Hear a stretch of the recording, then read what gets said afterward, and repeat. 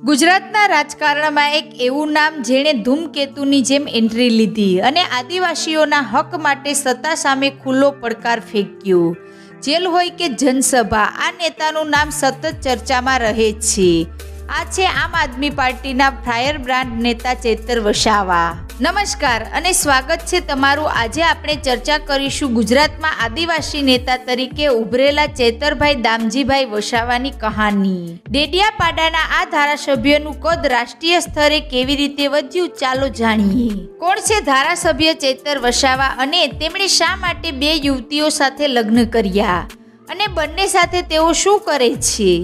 મિત્રો, શું છે ચેતર વસાવાનું કાળું સત્ય? તમે પણ જાણવા માંગો છો ને? તો ધ્યાનથી આ વિડીયો અંત સુધી જરૂર જુઓ. શરૂઆત કરીએ તે પહેલા એક લાઈક જરૂર કરજો. મિત્રો, ચેતર વસાવા એક ભારતીય રાજકારણી છે. તેઓ 8 ડિસેમ્બર 2022થી ડેડિયાપાડા વિધાનસભા મત વિસ્તારમાંથી આમ આદમી પાર્ટીનું પ્રતિનિધિત્વ કરતા ગુજરાત વિધાનસભાના સભ્ય તરીકે સેવા આપી રહ્યા છે. જાન્યુઆરી 2023માં તેમને ગુજરાત વિધાનસભામાં એએપીના ધારાસભ્ય પક્ષના નેતા તરીકે નિયુક્ત કરવામાં આવ્યા હતા. મિત્રો, તમને જણાવી દઈએ કે ચેતર વસાવા સુરત જિલ્લામાં વિસ્તરણ અધિકારી તરીકેની નોકરી કરતા હતા અને કચેરીમાં આવતા લોકોને યોજનાઓનો લાભ મળે તે માટે પત્ની શકુંતલા સાથે મળી કામગીરીથી સામાજિક સેવા શરૂ કરી હતી. બીજી તરફ નર્સની નોકરી કરતી વર્ષાબેન તેમની સાથે જોડાઈ અને ચેતર વસાવા સાથે લગ્ન કર્યા.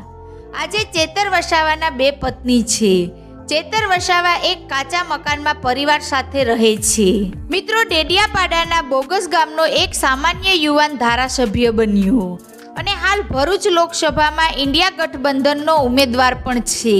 ઉલ્લેખનીય છે કે વર્ષ 2017માં બીટીપીના મહેશ છોટુભાઈ વસાવાને ડેડિયાપાડા બેઠક પર વિજેતા બનાવવામાં સૌથી મોટો ફાળો ચેતર વસાવાનો રહ્યો હોવાનું કહેવામાં આવે છે.